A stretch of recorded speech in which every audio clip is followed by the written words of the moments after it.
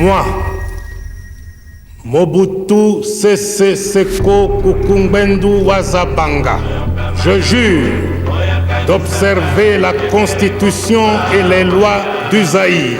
Pendant plus de 30 ans, un homme a régné sans partage sur un pays immense. Un homme admiré, mais aussi redouté. Son nom, Mobutu Sese Seko. Mais derrière les discours, les costumes léopards et les apparitions publiques se cachait une vérité beaucoup plus sombre. Aujourd'hui, on va révéler ce que Mobutu faisait en secret. Et crois-moi, tu ne verras plus jamais son histoire de la même façon. Officiellement, Mobutu était le guide suprême du Zaïre, un homme fort, unificateur, presque un dieu vivant. Mais en réalité, tout était soigneusement contrôlé. Les médias, manipulés. Les opposants, réduits au silence. La population, maintenue dans la peur. Mobutu avait créé un système où personne ne pouvait dire la vérité, sauf lui. Et ce n'était que le début. Pendant que le peuple souffrait, Mobutu vivait dans un luxe inimaginable. Des palais gigantesques, des comptes bancaires secrets à l'étranger, des millions, voire des milliards détournés. Certaines archives révèlent qu'il pouvait dépenser des fortunes juste pour un voyage ou une fête. Et pourtant, officiellement, cet argent n'existait pas. Alors, où allait vraiment la richesse du pays? Ceux qui osaient parler disparaissaient. Des journalistes, des militaires, même des proches. Dans l'ombre, un système secret surveillait tout. Des témoignages parlent de prisons cachées, d'interrogatoires et de personnes qui ne sont jamais revenues.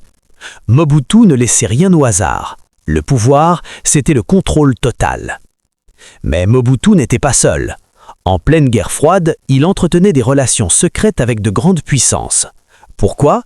Parce qu'il était stratégique. Tant qu'il servait certains intérêts, on fermait les yeux sur ce qui se passait à l'intérieur du pays. Et ça, peu de gens le savent vraiment. Dans les années 1970 à 1990, le Zaïre était l'un des pays les plus riches en ressources naturelles au monde. Mais cette richesse ne profitait pas au peuple. Elle alimentait une fortune personnelle gigantesque. Certaines estimations parlent de 4 à 5 milliards de dollars, un montant colossal pour l'époque. Mobutu avait un réseau de comptes bancaires dans plusieurs pays, des banques européennes, des paradis fiscaux. L'argent transitait discrètement, loin des regards, et souvent sous des noms différents, pour ne jamais être tracé. Mais Mobutu ne travaillait pas seul. Il avait des hommes de confiance, des ministres, des conseillers, des intermédiaires. Leur mission? Déplacer l'argent, cacher les traces, protéger le secret. Un véritable réseau invisible au service d'un seul homme. Pendant que les hôpitaux manquaient de tout, Mobutu construisait des palais.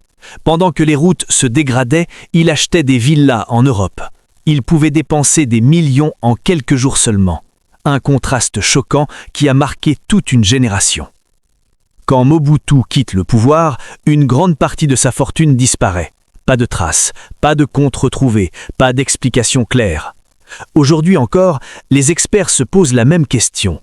Où est passé cet argent? Certains parlent de comptes encore actifs, d'autres de fortunes cachées à jamais. Aujourd'hui, on va révéler les femmes secrètes de Mobutu. Officiellement, Mobutu avait une épouse, une première dame respectée. Mais comme beaucoup de dirigeants puissants de son époque, sa vie sentimentale allait bien au-delà de ce que le public voyait. Tout était contrôlé, rien ne devait fuiter, car son image était aussi importante que son pouvoir. Des témoignages évoquent la présence de nombreuses femmes, certaines proches du pouvoir, d'autres venues de milieux très différents. Mais toutes avaient un point commun. Elles vivaient dans l'ombre. Leur relation avec Mobutu n'était jamais officielle, mais elle faisait partie d'un cercle très fermé. Certaines de ces femmes bénéficiaient d'une vie de luxe, maisons, voitures, voyages, mais en échange, le silence était obligatoire. Car révéler ces relations pouvait avoir des conséquences graves. Dans certains cas, ces femmes n'étaient pas seulement présentes pour le luxe, elles pouvaient aussi avoir de l'influence. Accès à des décisions, proximité avec le pouvoir. Dans un système fermé, chaque relation pouvait devenir stratégique. Mais aujourd'hui, difficile de séparer la vérité des rumeurs. Peu de preuves officielles, beaucoup de témoignages. Une chose est sûre, la vie privée de Mobutu reste entourée de zones d'ombre, et certains secrets n'ont peut-être jamais été révélés. L'histoire de Mobutu Sese Seko ne se limite pas à la politique, c'est aussi une histoire de pouvoir, d'influence et de secrets bien gardés. À première vue, on pourrait penser que la famille de Mobutu a hérité d'une richesse colossale. Des biens, des propriétés, des connexions à travers le monde. Mais la réalité est plus complexe. Après sa chute, plusieurs de ses avoirs ont été gelés ou disputés. Une partie de la fortune a disparu. Et aujourd'hui, l'héritage familial reste entouré de mystères.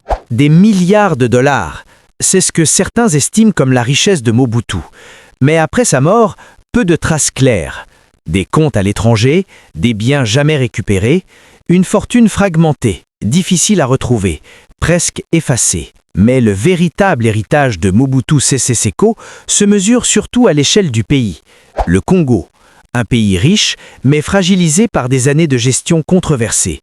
Des infrastructures affaiblies, une économie instable et un système où la corruption s'était profondément installée. Un héritage lourd qui continue d'influencer le présent. Mais tout n'est pas noir ou blanc.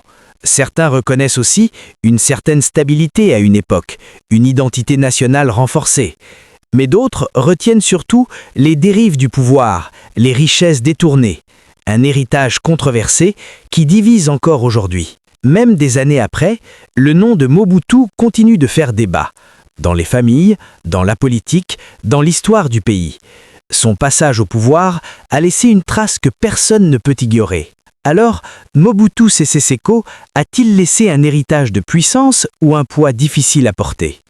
À sa famille et à toute une nation. En 1997, tout s'accélère. Face à l'avancée des rebelles, Mobutu et ses proches n'ont plus le choix. Fuir et vite. La famille quitte Zaïre, laissant derrière elle palais, biens et pouvoir. Un départ précipité vers l'inconnu. Après la chute, la famille de Mobutu se retrouve dispersée à travers le monde. Certains en Europe, d'autres en Afrique. Une vie loin du pouvoir, loin du pays, une nouvelle réalité beaucoup plus discrète. On pourrait croire que la famille a conservé toute sa richesse, mais la vérité est plus complexe. Des comptes gelés, des biens saisis, des fortunes difficiles à récupérer. Une partie de l'argent a disparu, une autre est bloquée. Et aujourd'hui encore, le mystère reste entier. Certains membres de la famille vivent encore confortablement, mais loin des projecteurs. D'autres ont dû s'adapter, changer de vie, reconstruire leur identité. De la puissance absolue à une vie plus ordinaire. Porter le nom de Mobutu, c'est porter un héritage lourd. Entre critiques, jugements et souvenirs du passé, la famille reste liée à une histoire complexe qui continue de diviser. La famille de Mobutu est passée du sommet à l'ombre, d'un pouvoir absolu à une vie pleine d'incertitudes. Alors dis-moi en commentaire, penses-tu que leur histoire est terminée ou qu'elle continue encore aujourd'hui? Abonne-toi maintenant pour découvrir d'autres histoires vraies et choquantes sur les grandes figures africaines.